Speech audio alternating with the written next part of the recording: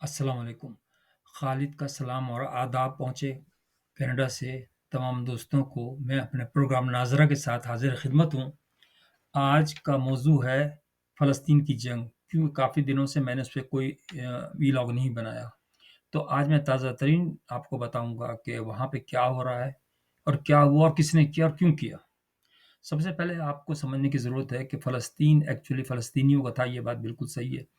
और हज़रत उमर के ज़माने के अंदर हज़रत उमर को उन यहूदियों का कब्ज़ा था उस वक़्त, तो उन्होंने आके चाबियाँ खुद हवाले की थी, क्योंकि वो कहते थे कि हमारी किताब में ये लिखा हुआ है कि भई जो एक दरवेश बादशाह आएगा पाक मुसलमानों का, और उसके शायद 21 या 22 पैबंद लगे होंगे, छोटे-छोटे टुकड़े होते हैं ना कपड़े में। तो उनके जब गिने गए तो 21 थे, तो 22 होने चाहिए थे, तो एक उन्होंने बगल उठा के देखा तो वहाँ पे भी था एक, 22 थे पूरे। और दूसरा ये कि जब वो आए तो अ, उ उ ये तय हुआ था कि आधा रास्ता जो भी था उनका तय हुआ था कि पहले वो खुद नीचे चलेंगे, फिर जो अ, ऊँट चलाता है वो नीचे चलेगा और ये ऊपर बैठेंगे, इस तरह आपस में कर रखा था उन्होंने। जब ये पहुँचे वहाँ फ़लस्तीन पे बैतुल मुक़द्दस में, तो बारी जो थी ना, ऊपर बैठने की थी उसकी, जो ऊँट चलाता था। तो उसने कहा कि सर जो भी सर तो नहीं कुछ और कहा होगा, तो क आप नीचे मैं नीचे रहता हूँ, आप ऊपर बैठ जाएँ। बुरी बात है कि कोई क्या कहेगा? उन्होंने कहा नहीं, जो असूल है असूल है। तो वो कहने लगे लोग कहने लगे किधर है तुम्हारा बादशाह? तो उन्होंने कहा यही तो है नीचे जो खड़े हैं। आप अंदाज़ा करें कि वो लोग जो होते हैं ना, जब भी तो उन्होंने कब्ज़ा किया था सारी, आप पिछली हिस्ट्री उठा के देख लें, फ़लस्तीन मुसलमानों का था, वो ऐसे मुसलमान नहीं थे जिस तरह आप समझ रहे हैं। आजकल तो सिर्फ़ भेड़-चाल है। बड़ी-बड़ी बातें आप सुन रहे हैं, जी हमारा तो लकीर पीटते रहते हैं, आप लकीरों को पीटते हैं मुसलमान, बिल्कुल बेवकूफ़ है। तो अब वो ज स्पेन पे हमारा कब्ज़ा था 800 साल तक, ओ भाई अब तो नहीं है ना, अब तो कब्ज़ा उन्होंने दूसरे ने कर लिया, इससे ईसाइयों ने। देखिए बात थोड़ी समझने की बात है कि ये होता है कि जिस तरह घर की हिफ़ाज़त की जाती है ना, ऐसे मुल्क की हिफ़ाज़त भी की जाती है। वो मुल्क टूट जाते हैं जहाँ पे हुक्मरान गलत आ जाते हैं, तो फिर उनको भुगतना पड़ता है, अवाम को भी भुगतना पड़ता है। ये नहीं है कि वो अब जैसे घर का भी है, अस्तगफुरुल्लाह मैं हज़ार दफ़ा कहता हूँ कि बाज़ लोग बेचारे सड़कों पे वो बैठे होते हैं, वो भी तो बेचारे फैमिली वाले ही हैं ना, वो किस लिए उनके आदमी हिफ़ाज़त नहीं कर पाते, तो उनको मजबूर हो जाना पड़ता है। तो इसलिए आप मुल्क की हिफ़ाज़त भी करें, अपने घर की हिफ़ाज़त भी करें। अब मसला ये है कि पाकिस्तान के मुसलमानों की तो हम बात कर रहे हैं ना कि भई हम ज़ाहिर है पाकिस्तान से ताल्लुक़ है हमारा। अब डॉक्टर कदीर ने आपको एटम बम बना के दिया, यानी इस कदर ताकतवर बना दिया पाकिस्तान को कि कोई हाथ भी नहीं लगा सकता, सोच भी नहीं सकता। लेकिन अगर ये एटम बम ना होता तो इंडिया आपको कब्ज़ा कर लेता।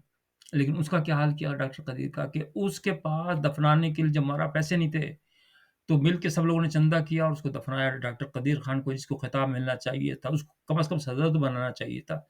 आसिफ ज़रदारी को सदर तुमने बना दिया, इस दंदान साज़ को तुमने सदर बना दिया, उसको भी सदर बना देते।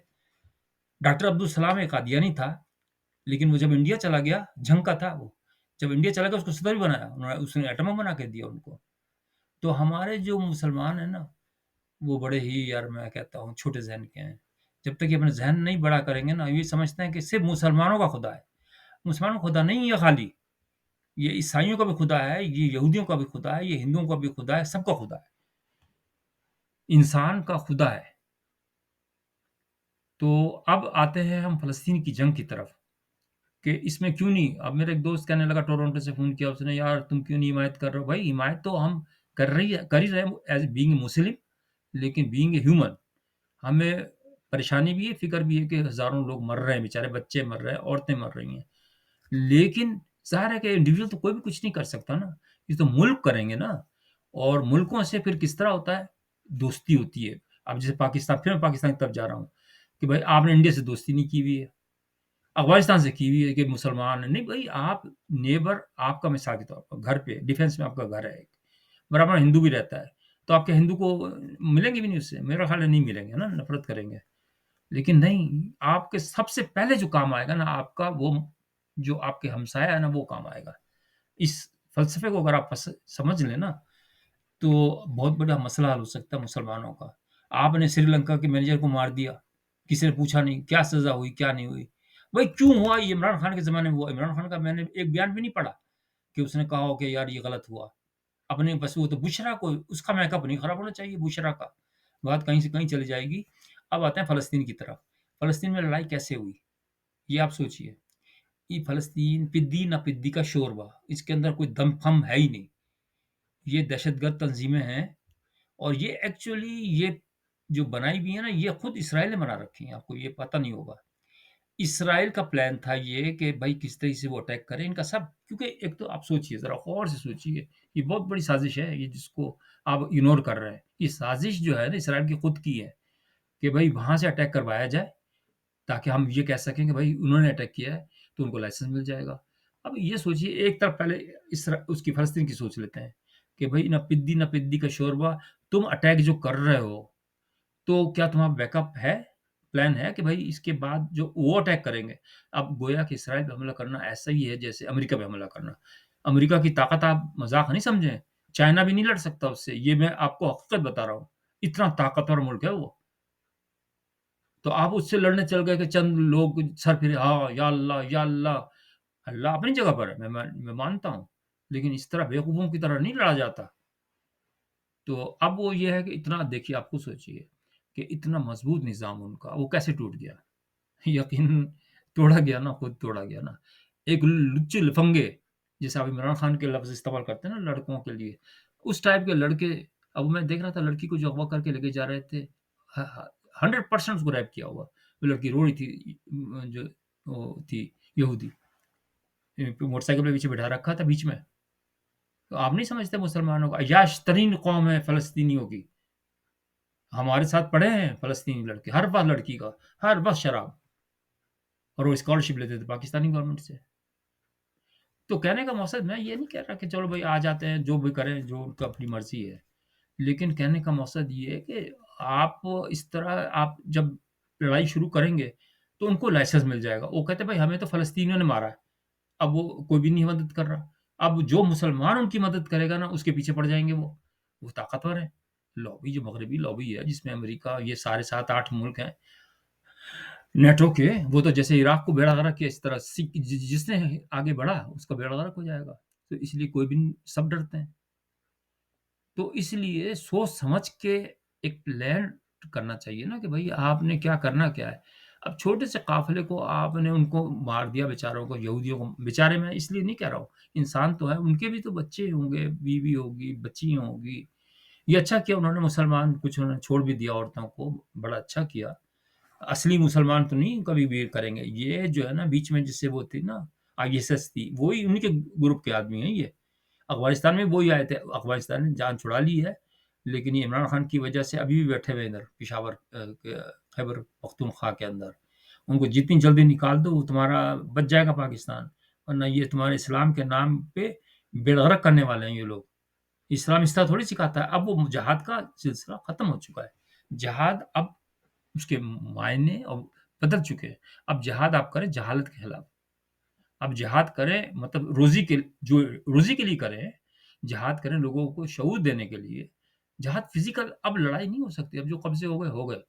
अब ये नहीं हो सकता कि आप मिसाल के तौर पर आप चाइना पे हमला कर देंगे तो करें, आप करके देखें। हालाँकि मुसलमानों के साथ जानवर से बदतर सलूक हो रहा है। इमरान खान के ज़माने में हुआ है, लेकिन वो तो चूँ करके बैठा, वो तो बोल ही नहीं सकता। वो तो वो है चुप शाह।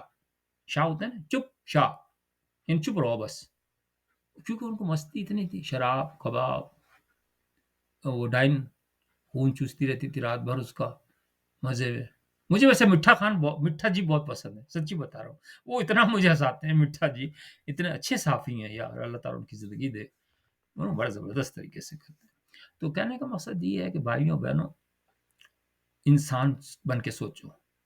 हैवान ये जो जैसे अब ये राजा साहब हैं, राजा बजाए बाजा, वो जो सुनहरी है ना लड़की, क्या नाम है उसका?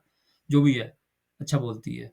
तो वो भी कह रही है ना बाजा, आम खा तुम्हें आर्मी के अंदर मेजर बन गए, तुम्हें शक्ल सूरत अस्तगफुरुल्लाह, शुक्र तो अल्लाह की बनाई हुई है, लेकिन तुम्हें अल्लाह ने इतनी इज़्ज़त दी, तुम मेजर बने, हालाँकि ये उसके सिपाही के काबिल भी नहीं है। इतना बड़ा चौड़ा मुँह, फिट्टे मुँह जिसे कहते हैं ना, और बस फ़ौज की खिलाफत, फ़ौज के खिलाफ। تو یہ لوگ تو پھر کھیلتے ہیں نا پیسوں کی خاطر. اپنی فوج کو اگر آپ برا کہیں گے تو لازم بات ہے پھر سمجھ لیں آپ کہ یہ غدار ہے. تو حافظ صاحب بالکل صحیح کر رہے ہیں کہ جو یہ مقدمے چلا رہے ہیں 9 مئی کے، بالکل اس میں کوئی دو رائے نہیں ہے کہ ایک دفعہ جڑ سے اکھاڑ دو ان کو. بڑے حرامی یہ سانپ ہیں، 2 منہ کے سانپ ہیں. ان کو دونوں منہ کو کچل دو تاکہ یہ رہے ٹنٹا رہے ہی نہیں. یہ ورنہ بار بار آپ کے ملک کو پریشان کریں گے. ٹھیک ہے نواز شریف آ گیا، ٹھیک ہے شریف آدمی ہے، اگر اقتدار میں آ جاتا ہے تو کیا حرج کیا ہے؟ مطلب اس کو عمران خان کو تکلیف کس بات کی ہے میری سمجھ نہیں آتا. میں یہ نہیں کہتا کہ عمران خان نہیں آئے، اگر وہ اس کی جماعت آ جائے تو کسی کو کوئی اعتراض نہیں ہوگا، لڑے الیکشن. لیکن یہ نہ کہے کہ بھائی یار یہ چور ہے، چور ہے. چور تو تم بھی ہو، چور تو سبھی ہیں پاکستان میں، سارے کے سارے چور ہیں.